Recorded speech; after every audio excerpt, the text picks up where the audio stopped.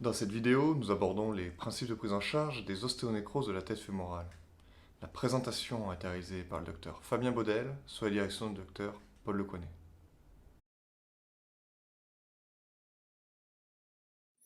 Nous allons tout d'abord évoquer quelques points épidémiologiques de l'ostéonécrose aseptique de la tête fémorale. Celle-ci concerne le plus souvent l'homme, avec un sexe ratio de 3:1 à 8:1 selon les sources, avec une moyenne d'âge de 35 à 50 ans. Elle touche 10 000 à 20 000 nouveaux cas par an aux États-Unis.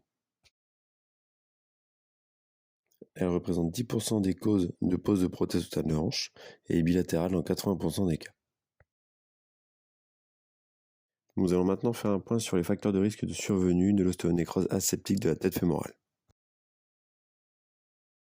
Il est important de noter que les causes idiopathiques représentent 25 à 30% des cas. Nous pouvons retenir des causes directes et indirectes. Parmi les causes directes, nous retrouvons les irradiations, les troubles dysbariques, maladies de décompression, comme chez les plongeurs ou dans les caissons hyperbares. Les traumatismes, comme pour les fractures du col fémoral ou les luxations de hanche. Mais également des maladies hématologiques comme la drépanocytose, la leucémie, le lymphome, ou encore des maladies de surcharge, comme par exemple la maladie de Gaucher.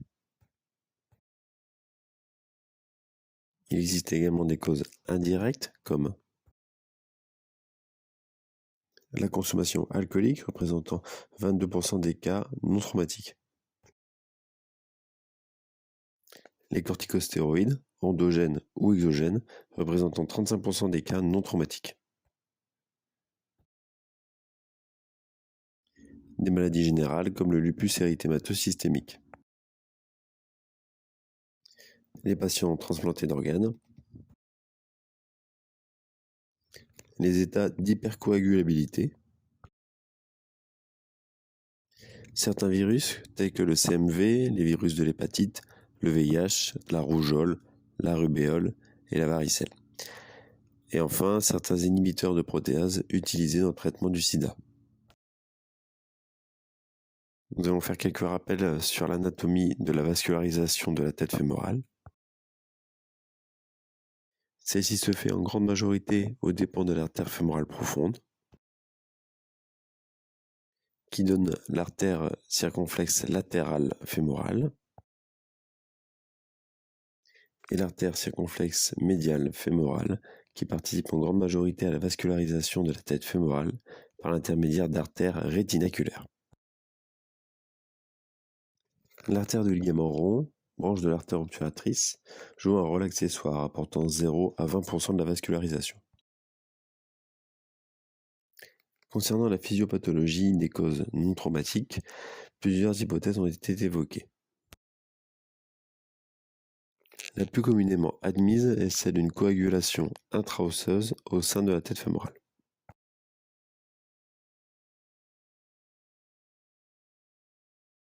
Celle-ci va engendrer un compartment syndrome, comme décrit par Fica, qui, de la même façon qu'un syndrome des loges, va réduire la vascularisation capillaire et aboutir à une ischémie, source de l'ostéonécrose de la tête fémorale. Concernant les causes traumatiques, celles-ci vont mener à une lésion de l'artère circonflexe médiale et donc de l'apport principal de la vascularisation de la tête fémorale, aboutissant à une ostéonécrose. Nous allons passer en revue les taux d'ostéonécrose associés aux différents types de lésions traumatiques. Les fractures de la tête fémorale sont associées à un taux de 75 à 100% d'ostéonécrose. Les fractures du col fémoral sont associées à un taux de 15 à 50% d'ostéonécrose. Les fractures cervico-troncantériennes sont associées à un taux de 25% d'ostéonécrose. Les luxations coxofémorales sont associées à un taux entre 2 et 40% d'ostéonécrose, celui-ci diminuant entre 2 et 10%, si la réduction est effectuée dans les 6 heures. Concernant les fractures pertrocantériennes, la survenue d'ostéonécrose est rare. Il est important de noter pour les différents traumatismes cités précédemment que plus le déplacement initial est important et la réduction mauvaise, plus le risque d'ostéonécrose est élevé. Et également que la réduction rapide ainsi que la décompression de l'hématome intracapsulaire peut réduire ce risque. Les symptômes les plus fréquemment rencontrés sont en premier lieu des douleurs de hanche, principalement antérieures, d'apparition insidieuse lors de la montée des escaliers, des pentes ou des chocs.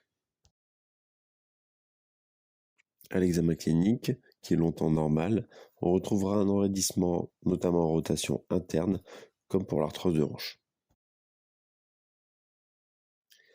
Les radiographies sont bien entendu le premier examen effectué devant des douleurs de hanche, faisant évoquer une ostéonécrose.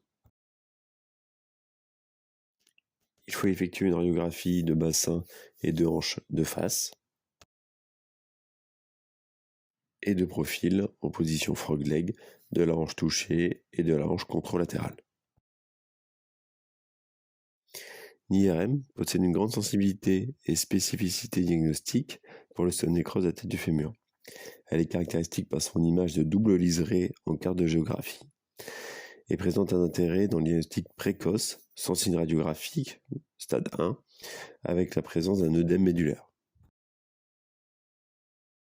En 1974, Kerboul a développé une méthode de mesure de l'étendue de la nécrose dans l'ostéonécrose précoce, qui impliquait la mesure de l'arc de la surface fémorale impliquée par la nécrose sur une radiographie antéro-postérieure et de profil, puis le calcul de la somme des deux angles. A, en 2006, a décrit la même méthode appliquée aux images IRM sur les coupes coronales centrales, représentées en A, et sagittales centrales, représentées en B. La catégorisation de l'ostéonécrose de la tête fémorale en fonction de la mesure combinée de l'angle nécrotique, A plus B, peut permettre de prédire le risque d'effondrement ultérieur de la tête fémorale. Dans son étude, aucun effondrement de la tête fémorale n'a été observé pour les angles combinés nécrotiques inférieurs ou égaux à 190 degrés, correspondant au groupe à faible risque. Il existe un risque de 50% de collapsus pour les angles combinés entre 190 et 240 degrés, correspondant au groupe à risque modéré. Un effondrement de la tête fémorale est survenu pour tous les angles combinés nécrotiques supérieurs ou égaux à 240 degrés, formant le groupe à haut risque. Voici les courbes de survie résumant ces résultats selon les différents groupes.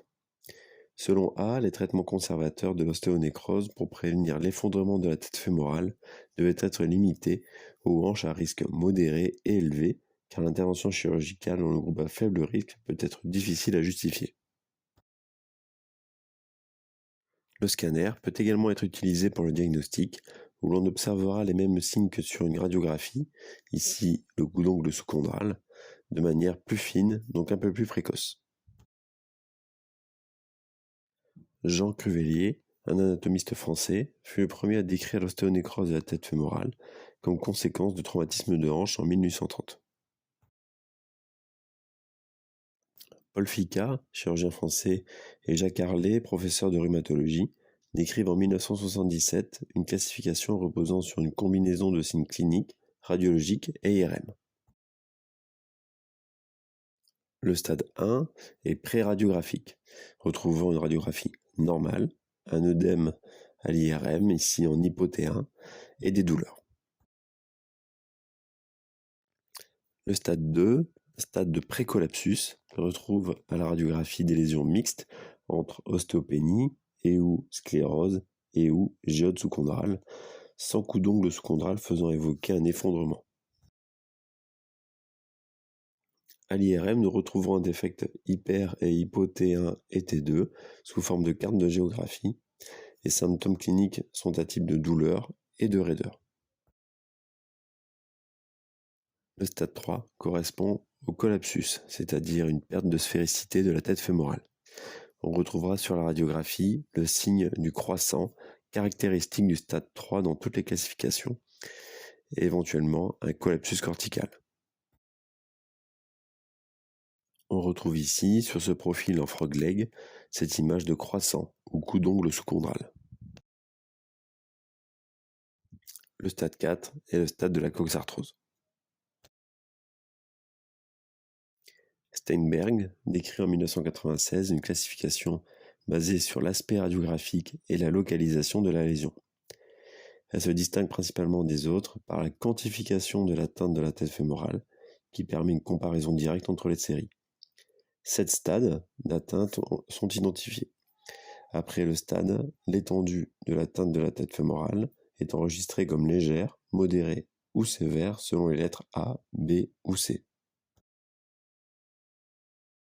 Le stade 0 correspond à une hanche normale, sans aucun signe clinique, radiographique ou IRM.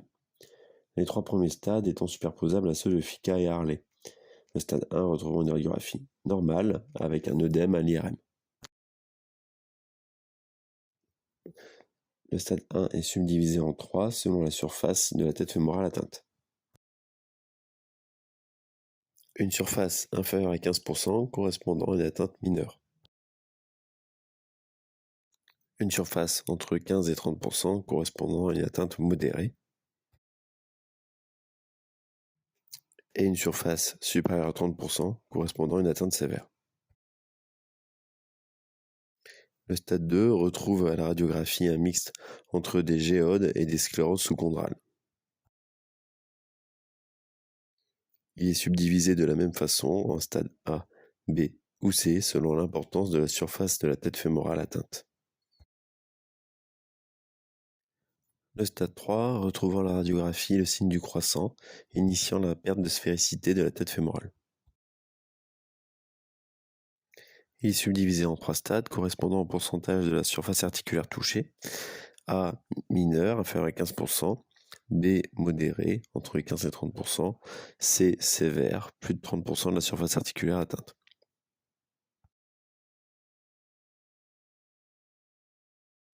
Sur cette radiographie, cela correspond plutôt à une atteinte sévère, supérieure à 30% de la surface articulaire. Le stade 4 retrouve un effondrement de la tête fémorale, sans signe d'arthrose.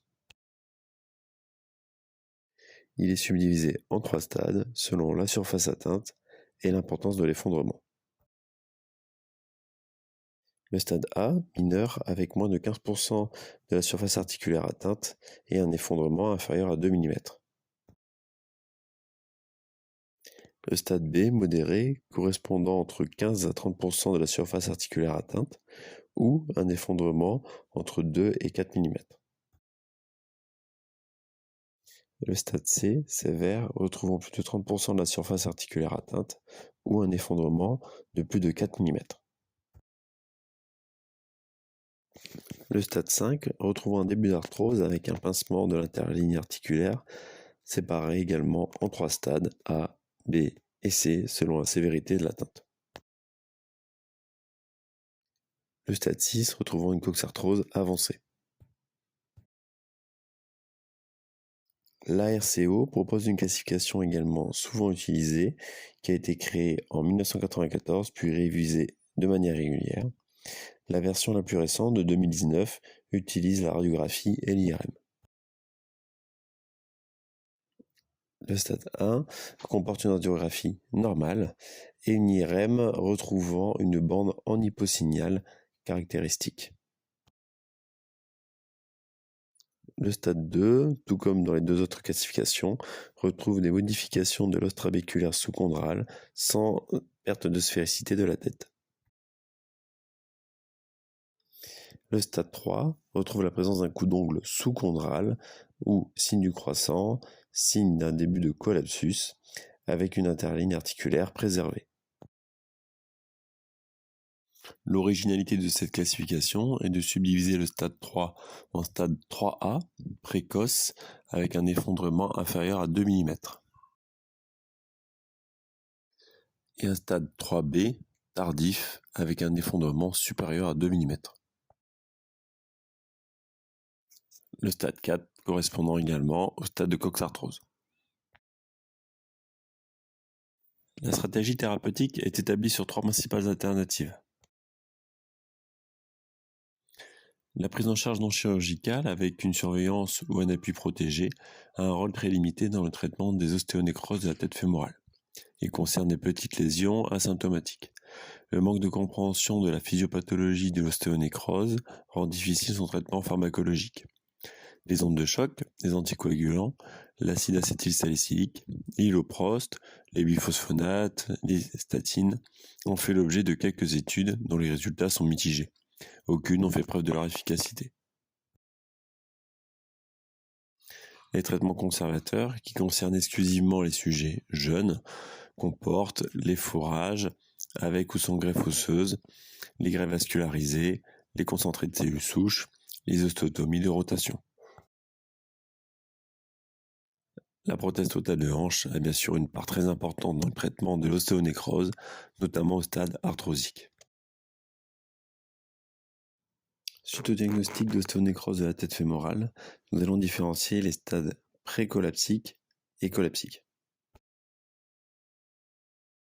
Concernant les stades précollapsiques, soit les stades 1 et 2 des différentes classifications, c'est la taille de la lésion qui va rentrer en compte.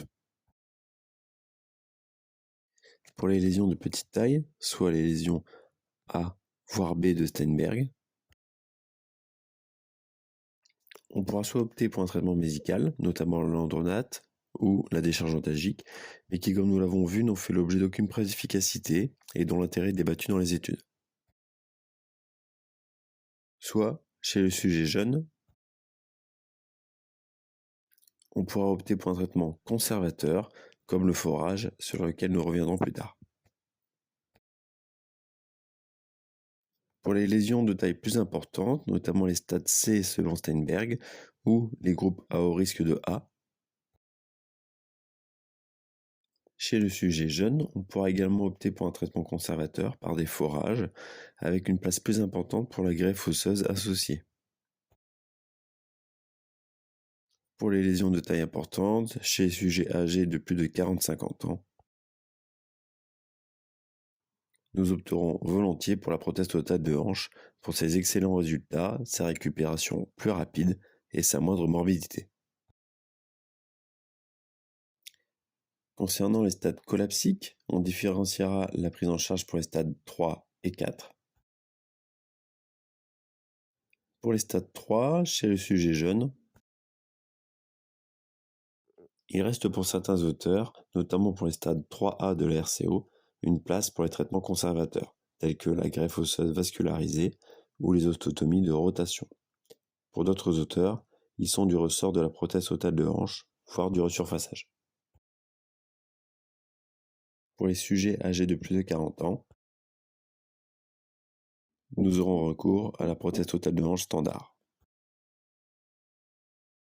Au stade 4 de coxarthrose, il n'existe plus d'indication en traitement conservateur. Pour les sujets âgés de plus de 40 ans, la prothèse totale de hanche standard sera préférée. Chez le sujet plus jeune, il pourra être effectué dans certains cas un resurfaçage pour des stades A et B de Steinberg. Il permet de préserver le stock osseux et ne compromet pas la conversion ultérieure en prothèse totale de hanche standard. Cependant, une fracture du col, dans 2,5% des cas, peut compliquer l'intervention. Et le résultat peut être compromis chez les femmes, les patients obèses, les patients avec des lésions nécrotiques étendues, un stock osseux insuffisant ou un col du fémur étroit, plus à risque de fracture du col. La décompression par forage a été largement utilisée pour le traitement de l'ostéonécrose à un stade précoce, afin de réduire la pression intra-osseuse dans la tête fémorale, de restaurer le flux vasculaire et d'améliorer la douleur. Celui-ci est effectué soit par un méchage de 8 à 10 mm au travers de la nécrose sous-chondrale, soit par une broche de 3-2 passée 2 à 3 fois dans la lésion pour réaliser la décompression.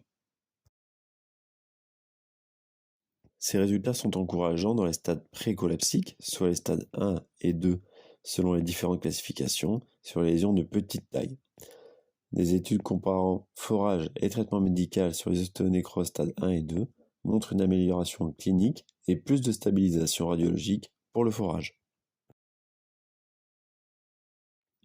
Récemment, l'injection de concentré de moelle osseuse a été combinée au forage traditionnel pour améliorer les résultats dont le bénéfice est encore débattu. Ernigo et Beaujean ont évalué de manière prospective la décompression du noyau et l'injection concentrée de moelle osseuse autologue et retrouvé après 5 ans seulement 6% de recours à une arthroplastie pour les Steinberg stade 1 et 2. Gangi a comparé la décompression par forage avec injection de cellules de moelle osseuse autologue avec la décompression seule et retrouvé que l'utilisation de moelle osseuse réduisait de manière significative la douleur et la progression de la maladie lors du suivi de 5 ans. En effet, dans le groupe moelle osseuse, 23% ont progressé contre 73% dans le groupe décompression seul. La décompression par forage peut être complétée par l'insertion d'allogreffes ou d'autogreffes non vascularisées pour fournir un support mécanique à la lésion ostéonécrotique et prévenir l'effondrement. Les greffes osseuses vascularisées utilisent la fibula ou la crête iliaque et ont pour but de réaliser un support à l'os sous-chondral et de revasculariser la tête fémorale. La greffe fibulaire vascularisée a été décrite pour la première fois par Judet en 1980 et popularisée par la suite par Urbaniak et Yo. Elle est utilisée dans des étiologies irréversibles de préférence. La greffe fibulaire est insérée dans le tunnel du forage et stabilisée par une broche. Les vaisseaux fibulaires sont anastomosés aux branches ascendantes des vaisseaux circonflexes latéraux.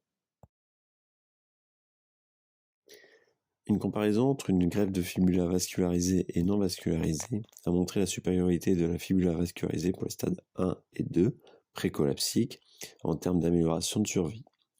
Certains centres ont démontré un taux de réussite de 80% après 5 à 10 ans de suivi. Ces résultats sont en revanche plus aléatoires chez le patient de plus de 40 ans. Les complications sont liées à la morbidité du site du donneur en termes de déficit sensoriel, de faiblesse motrice, de contracture du long fléchisseur de l'hallux, de fracture de stress du tibia du côté où le greffon est prélevé.